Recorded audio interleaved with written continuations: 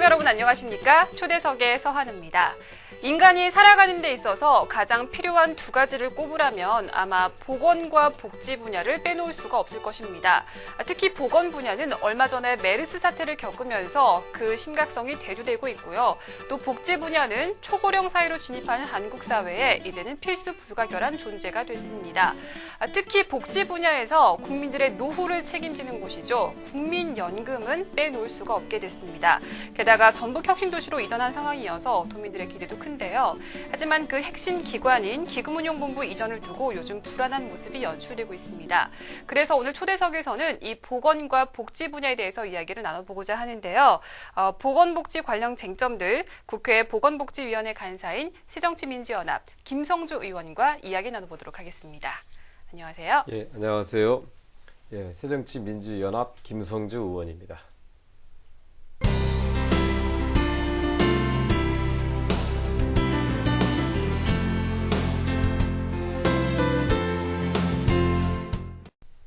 네, 반갑습니다. 예, 지금 한창 바쁘실 텐데 지역엔 좀 자주 오시나요? 예, 제가 평시에는 금요일 날 내려와서 네. 일요일 날이나 월요일 날 아침에 올라갔었는데요. 최근 한 두어 달 전부터는 이제 목요일 날 내려와서 활동하고요. 네. 요즘에는 필요하면 거의 매일 왔다 갔다 하기도 합니다. 제가 서두에서도 말씀을 드렸지만 국민연금 기금 운용본부 지금 도민들 사이에서는 굉장히 뜨거운 감자입니다. 네. 네, 게다가 이제 이사장이 사퇴를 하냐 안 하냐 이랬었는데 결국 했어요. 어떻게 우리가 좀 예측을 해야 될까요? 좀 기가 막힌 일인데요. 네. 자신들이 임명한 이사장을 월권과 항명했다는 이유로 내쫓은 거거든요. 근데 이제 월권이라고 하는 것이 자신 이사장 밑에 있는 본부장의 연임을 반대했다는 것이고, 네. 항명이라고 하는 것은 정부 방침인 공사화에 반대했다는 것입니다. 그런데 실제로 관련된 법과 규정을 보면 네. 이사장은 당연히 본부장에 대한 연임 결정 권한이 있는 것이고, 그 공사화에 대해 반대했다는 것도 공사화가 신중하게 진행된다라고 하는 입장을 천명한 것이지 정부 정책에 대한 원천적 반대는 아니었거든요. 근데 어쨌든지 간에 거짓말쟁이 또는 파렴치한이라고 하는 여당 의원들의 공격 속에서 결국은 최광 이사장이 물러날 수밖에 없었습니다. 근데 공사화하려고 하는 그 이유는 이제 무엇이 있을까요?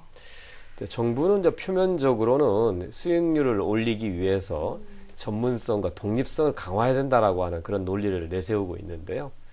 현재 기금운용본부는 이미 한 200여 명의 전문 펀드 매니저에 의해서 기금이 운용되고 있습니다. 네. 또 현재 제도상으로는 누구의 그 압력과 회유 없이도 기금을 운영할 수 있도록 그렇게 되어 있습니다. 오히려 문제가 되는 것은 그 독립성 측면에서 그 공단으로부터의 독립의 문제가 아니라 청와대와 같은 권력 또는 그 재벌 대기업으로부터의 그 압력과 회유를 벗어나서 국민들의 노후 자금을 제대로 지킬 수 있는 그런 독립성이 더 중요한 것입니다. 그런데 정부는 그런 의미에서야 전문성과 독립성에 아무 문제가 없음에도 불구하고 전문성과 독립성을 높이기 위해서 이걸 분리해서 별도의 공사화돼야만이 수익률이 높아진다고 하는 그런 논리를 내세웁니다. 그러나 그것은 이제 겉으로 내세우는 논리이고 이제 네. 실제로는 두 가지 의도가 있다고 보는데요. 이제 하나는 원래 청와대와 정부 여당은 기금본부가 전주에 내려오는 것을 찬성한 적이 없습니다. 그러니까 야당의 거듭된 요구와 끈질긴 싸움에 의해서 전격적으로 동의해 준 것이지 애초 그런 의도는 없었다는 것이죠. 그래서 이제 기금본부는 내년 그 가을 정도 이전이 완료하게 되어 있는데 이제 이삿짐 싸고 있는 기금본부를 공단에서 분리해서 별도로 공사로 만든다고 하는 것은 결국은 내려보낼 의사가 없다라고 하는 것을 의미하는 것이고요. 이제 또 하나는 이 500조가 넘는 거대 기금, 이게 앞으로 1000조 내지 2000조로 늘어나게 되어 있습니다만 이 돈을 청와대나 또 삼성과 같은 재벌 기업들이 자기들 멋대로 갖다 쓰겠다라는 그런 또 숨은 음모가 있다라고 저는 판단하고 있습니다. 그러면은 공사화가 되면은 아예 내려올 가능성이 없어지는 거라고 볼 수 있을까요? 그렇게 단정적으로 볼 수는 없습니다. 근데 이제 이제 공사와 공단과 차이가 어떤 점인지 볼 필요가 있는데요. 네. 현재 이제 국민연금공단은 정부의 이제 산하기관입니다. 그래서 이게 비영리 조직이에요. 네. 이게 돈을 벌기 위한 조직이라기보다는 국민들로부터 보험료를 걷어서 잘 관리해서 불려서 다시 노후에 돌려주는 거거든요. 네. 이게 자신들이 돈 버는 조직이 아니에요. 근데 공사는 정부 산하 공사이지만 영리 행위를 할 수 있도록 되어 있습니다. 그러면 이제 어떤 논리가 가능하냐면 이 공단의 한 부서에 불과한 기금운용본부는 전주에 있는 것이 맞는 겁니다. 예를 들어서 한 회사에 총무부를 서울에다도 두고 전주에 둘 수는 없는 거거든요. 그쵸. 근데 공사가 되면 본사는 전주에 있다고 하더라도 얼마든지 거대한 부서를 서울에 둘 수 있는 것이죠. 결국은 이제 공사화가 되게 되면 껍데기만 전주에 남게 되고 알맹이 부서, 예를 들어서 국내 투자 부문은 전주에 남겨두고 해외 투자 부문은 서울에다 두겠다고 하는 이런 게 얼마든지 가능해지는 겁니다. 그래서 공사화 자체가 전주를 소재지로 안 하는, 소재지로 한다고 하더라도 실제로 공사가 이루어지게 되면 그거를 하려고 했을 때 막을 수 있는 힘이 없다는 것입니다. 사실 이 앞에 LH를 한번 빼앗긴 적이 있어요. 경남 그렇습니다. 진주에. 예. 그래서 뭐 자라보고 놀란 가슴 소뚜껑 보고 놀란다고 이번에도 그런 거 아니냐 이런 말씀들이 꽤 있거든요. 맞습니다. 제가 이제 도의원을 할 때 그 LH 그 사태가 있었는데요. 당시에 이명박 정부가 토지공사와 주택공사의 통합 법안만 통과하도록 협조해주면 네. 토지 부분은 전주에, 주택 부분은 진주에 나눠서 네. 주겠다고 했습니다. 네. 그거를 장관과 총리가 여러 번 약속했어요. 그래서 당시에 이제 야당이 거기에 동의해서 법안이 통과되자마자 네. 두 개를 합쳐가지고 진주를 뺏어간 거거든요. 그러니까 저희는 신뢰할 수 없다는 겁니다. 그렇죠. 애당초 기금본부를 전주로 내려보내지 않기 위해서 끝까지 반대했던 청와대 정부 여당이 이걸 다시 또 뺏어가려고 하는 의도로 네. 공사와 얘기를 꺼낸다라고 우리가 의심을 하는 것입니다. 예. 그럼 그러니까 이럴 때일수록 전북 정치권이 좀 힘을 모아야 하는데 그렇지 않아 보인다라고들 많이 말씀하시거든요. 뭐 새로운 당을 뭐 만들겠다 뭐 이런 목소리도 있고. 근데 이럴 때일수록 좀 힘을 모아야 되지 않을까요? 예, 지금은 뭐 전라북도 정치권이 똘똘 뭉쳐 있습니다. 처음에 2012년 대선 때 네. 이 기금본부를 전북으로 이전하고자 하는 공약은 제가 당시에 대선 공약 기획단장을 맡아서 제가 직접 제안한 공약이었고 그때 많은 의원들이 이거를 이뤄내지 못하면 다음 선거에서 우리는 떨어진다라고 하는 그런 두려움도 있었지만 네. 과감하게 이 공약을 채택했던 거고요. 여기에서 결국 그냥 문재인 후보가 낙선한 후에도 포기하지 않고 끈질기게 제가 소속돼 있는 보건복지위원회에 복지부 장관 인사청문회에서 이것이 박근혜 후보의 공약이었음을 끈질기게 물고 늘어진 끝에 네. 결국은 국민연금법 개정안을 통해서 이제 전주를 이전시킨 거거든요. 그 과정에서 물론 뭐 제가 초선에 큰 힘은 없었지만은 많은 전라북도 의원들이 힘을 합쳐가지고 이뤄낸 것입니다. 그래서 기금본부 전북 이전이라고 하는 건 오랫동안 빼앗겨 오고 소외받았던 전라북도가 모처럼 만에 똘똘 뭉쳐서 이룩한 쾌거이자 성과였는데 이걸 다시 또 뺏긴다고 하면 그거는 저는 도저히 용납할 수 없는 일이라고 생각하고 있고요. 새정치연합의 당론은 공사와 반대입니다. 전라북도의 모든 정치인들과 도민들은 공사와 논란에 대해서는 분명한 반대 입장을 취하고 있고 어떠한 일이 있더라도 지역의 균형 발전을 위해서 기금본부가 전주에서 오로지 활동하는 것이 굉장히 중요하다라고 하는 굳은 의지를 갖고 있습니다. 뭐 신당 창당 뭐 이렇게 해서 뭐 의지와 개념은 다를 수 있지만 이 국민연금 기금운용본부만큼은 한 목소리를 내고 있다라는 말씀이시군요. 예. 근데 이제 뭐 이전하는 것도 굉장히 중요합니다. 중요한데 더 중요한 건 그 알맹이가 중요한 게 사실 국민연금에 대해서 많은 분들이 신뢰하지 못하고 계세요. 뭐 고갈되는 거 아니야? 라고 말씀을 하시거든요. 예. 어떻게 우리가 좀 받아들여야 될까요? 그 이제 연금이라고 하는 누군가 내는 사람이 있고 누군가 받아가는 사람이 있지 네. 않습니까? 젊었을 때 직장 다니며 소득이 있을 때는 연금 보험료 내는 거고 내가 이제 정년 퇴직하거나 은퇴하고 난 다음에 노후에 그걸 받는 건데 네. 내는 사람보다도 내는 금액보다도 받는 사람이 많고 받는 금액이 많으면 당연히 기금은 줄어들게 돼 있습니다. 그쵸. 이게 그 100년 전에 연금 제도를 도입한 유럽의 나라들도 기금이 다 떨어져서 이제 새로운 제도로 전환을 했습니다. 네. 그 마찬가지로 우리나라도 기금은 한때는 한 2,000조 쪽까지 늘어나지만 이게 전체 줄어서 한 2060년 정도 되면 기금이 떨어지는 걸로 이렇게 계산이 나와 있습니다. 근데 그렇게 기금이 바닥 나도록 아무거나 내버려 두지 않는 겁니다. 그렇겠죠. 않는다는 거죠. 매년 5년마다 재정 계산을 다시 해서 보험료를 올리거나 또는 지급률을 낮춤으로 해서 이게 고갈되지 않도록 계속 조정해 나갈 것입니다. 그래서 그런 거에 대한 걱정을 하는 것을 저희가 기우라고 생각하고 오히려 자꾸 기금이 고갈될 수 있으니 연금을 가입하지 말자라고 하는 이런 그 위험한 주장이 문제인 겁니다. 그건 주로 이제 민간 그 생명보험 같은 회사에서 국민연금에 가입하는 대신에 또는 거기다 조금만 내고 개인연금을 많이 가입하게 되면 그만큼 그 사람들의 금고가 두툼해지는 거 아니겠습니까? 네. 그래서 자꾸 국민연금과 같은 공적연금을 약화시키고 사적연금을 사업적 목적으로 더 키우고자 하는 그런 의도가 계속 있어 왔던 거죠. 근데 실제로 수익률 측면에서 보면 국민연금은 무조건 낸 것보다 2배 이상 밖에 설계되어 있습니다. 그런데 이제 이 개인연금은 자기가 낸 만큼도 받게 설계되어 있지 않아요. 그러니까 국민들 입장에서 보면 국민연금이 개인연금보다도 무조건 좋은 금에도 불구하고 자꾸 그런 민간 보험회사들이 자신들의 시장을 확대하려는 목적으로 이 기금 고갈론을 자꾸 퍼뜨리면서 이용하는 이런 게 문제라는 것입니다. 근데 뭐 민간 보험사들이 뭐 연금 보험을 이제 뭐 팔기 위해서 그런 말을 하는 경우도 있지만 사실 여러 가지 사건들에 있어서도 좀 의심이 되는 것도 국정감사에서도 이제 지적이 됐잖아요. 삼성물산과 제일모직 합병 찬성 결정과 관련해서 여러 의혹이 제기도 됐고 또 엘리엇과 이제 삼성과의 이제 그런 일이 있을 때 연금 가지고 막 그렇게 했다는 거야? 막 이런 소문들도 뭐 많고 그랬었어요. 어떤 의혹들, 그런 의혹들에 대해서 좀 많은 분들이 그런 의심을 하는 건 좀 당연하지 않을까요? 예, 맞습니다. 바로 그겁니다. 최근에 삼성물산과 제일모직 합병을 통해서 국민연금공단이 삼성의 손을 들어줌으로써 네. 기금의 순간 손실이 약 7,900억 정도 발생했습니다. 네.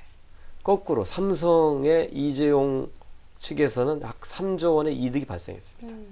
그러면 보험료를 내는 국민의 입장에서 보면 내 돈을 잘 관리하라고 하는 정부 기관이 국민들한테 손해를 끼치고 삼성에 이득을 주는 행위를 했다는 거죠. 네. 그것도 그 전에 관례와 절차를 무시하고 전격적으로 기금 본부장이 삼성을 찾아가서 이재용 부회장을 3번 만난 끝에 그들 손을 들어줬다는 거죠. 그러면 국민들 입장, 특히 저희 야당 입장에서는 왜 국민들에게 손실을 끼쳤느냐 그렇죠. 라고 계속 주장했는데 이거에 대해서 책임질 사람이 하나도 없는 거예요.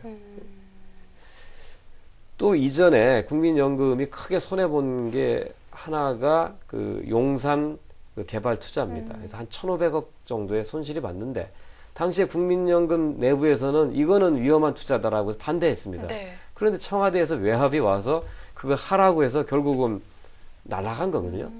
이런 그 권력과 그러니까 청와대와 같은 권력, 그리고 삼성과 같은 재벌 네. 이런 압력과 회유를 받지 않도록 독립성을 강화하는 것이 이 기금운용 체계 개편의 핵심입니다. 그래서 제가 낸 국민연금법의 기금운용 체계 개편안은 현재 정부 측 위원들이 과반수가 넘어요. 정부는 둘만 들어와라. 국민들, 가입자 대표들을 대부분 채움으로써 이와 같은 사태를 막고자 하는 게 제 법안의 가장 큰 특징입니다. 네. 이렇게 전문성과 독립성을 국민들 입장에서 높이지 않고서 오히려 정부의 간섭과 개입, 그 다음에 재벌과 같은 시장의 유혹에 쉽게 넘어갈 수 있는 구조를 만들겠다고 하는 것이 바로 공사화거든요. 이 공사화하게 되면 국민들은 다 배제가 됩니다. 가입자들은. 그리고 민간의 금융 전문가들로만 채우겠다는 거예요. 그럼 결국은 국민들이 낸 보험료고 노후 자금인데 이거를 금융 전문가들끼리 모여서 쏙닥쏙닥 해서 하게 되면 이와 같은 사태가 났을 때 책임도 지지도 않고 그거에 대한 손해가 발생하면 그걸 어디서 보충하냐는 심각한 문제가 생기는 겁니다. 그래서 이제 김성주 의원께서 좀 책임을 막강하실 거예요. 이제 국회 예산결산특별위원회 거기에서 유일하게 예결위원으로 좀 참석을 예. 하게 되셨잖아요. 국회 보건복지위원회 소속 의원 가운데서. 책임이 좀 막중하시죠? 예. 뭐 무겁습니다. 그러니까 예산은 저는 이제 자원의 배분이라고 생각합니다. 그 미국의 행정학자인 그 데이빗 이스터는 정치란 가치의 권위적 배분이라는 얘기했거든요.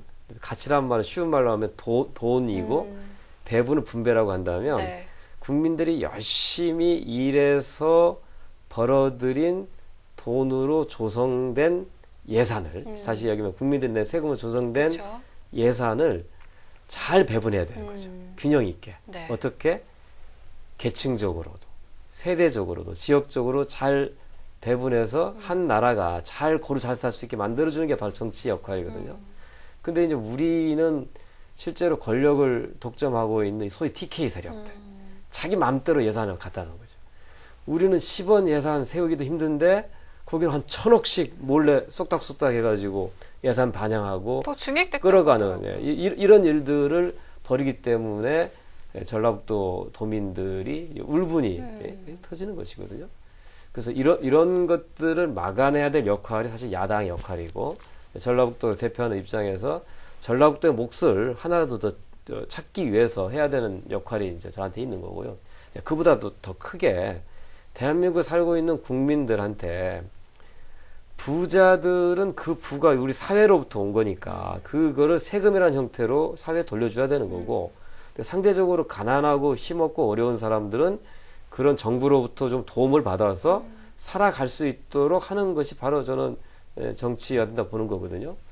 그런 면에서 상대적으로 소외받고 있는 노인들이라든가 장애인들이라든가 가난한 사람들 또 우리 어린 아이들을 위한 예산을 더 많이 그쪽에 배분될 수 있도록 해야 된다는 게 또 저희 역할입니다. 근데 쓸데없이 건물 있는데 부시고 또 새로 짓고 도로 있는 데다 그 옆에 또 짓고 이런 데에 돈을 낭비하지 말고 정말 사람들을 위해서 국민들을 위해서 돈을 쓰도록 해야 된다라고 하는 그런 원칙을 예결의 과정에서 관철시키기 위해서 열심히 싸우고 있습니다. 그렇게 예산이 좀 허투루 쓰이지 않게 하기 위해서 쟁점적으로 보고 계신 그런 시선이 어디 있을까요? 네.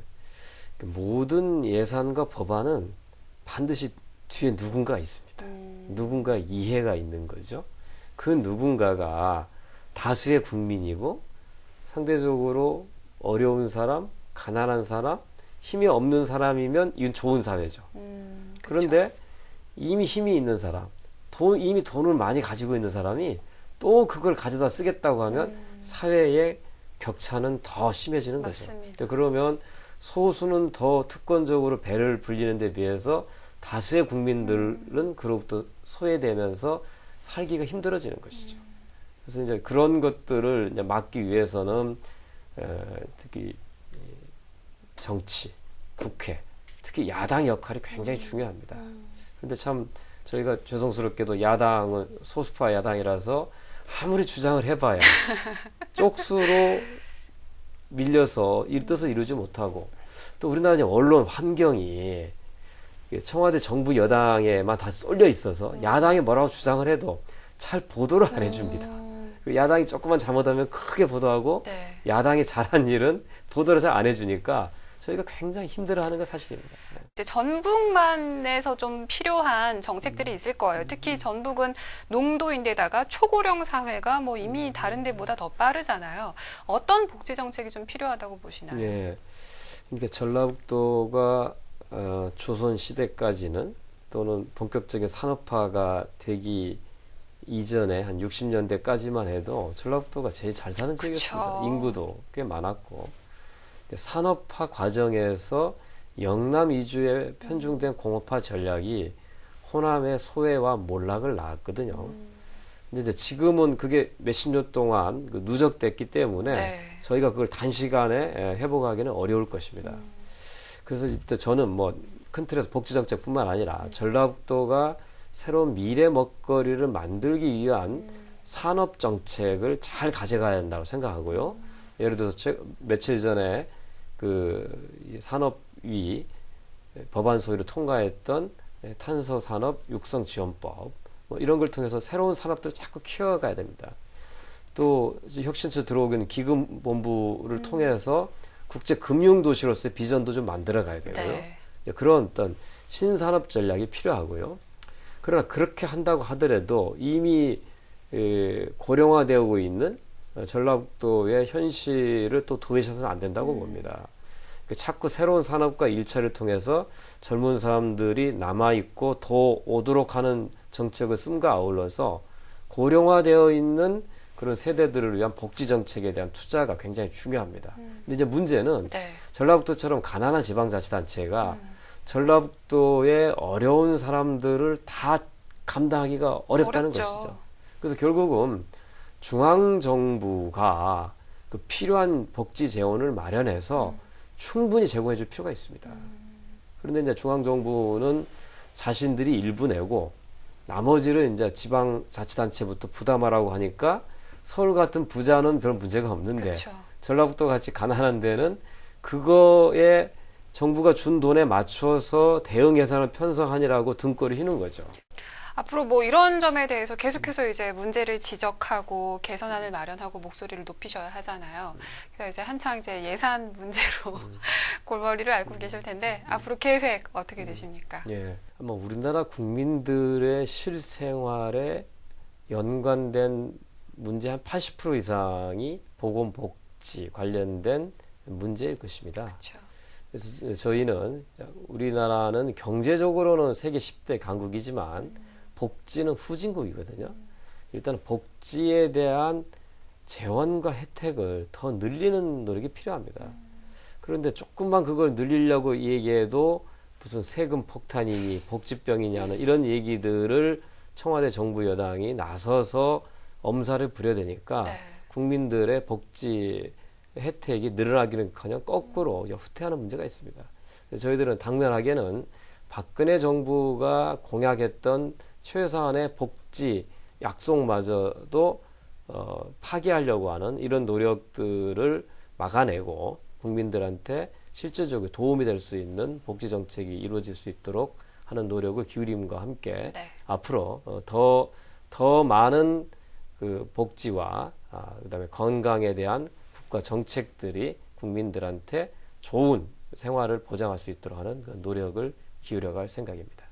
오늘 의원님께서 말씀해 주신 것처럼 보건복지 분야는 뭐 부자들이 도식하는 것이 아니라 모두가 잘 살기 위한 그런 법안이라는 것을 모든 국민이 알기를 바라고 또 그 가운데서 의원님께서 목소리 높여주시길 바라면서요. 오늘 말씀 정말 고맙습니다. 네, 맞습니다. 네, 올해도 이제 달력 한 장 남았습니다. 보건복지 분야는 우리 국민 스스로가 좀 관심을 가질 때 힘의 논리가 배제되고 그 힘의 논리가 좀 스스로 무력해져서 물러나지 않을까라는 생각이 드는데요. 보건복지 분야 거창한 게 아니죠. 지금 당장 내 옆에 소외된 이웃을 둘러보는 게 시작일 것입니다. 오늘 초대석은 여기까지 하겠습니다. 시청해주신 여러분 고맙습니다.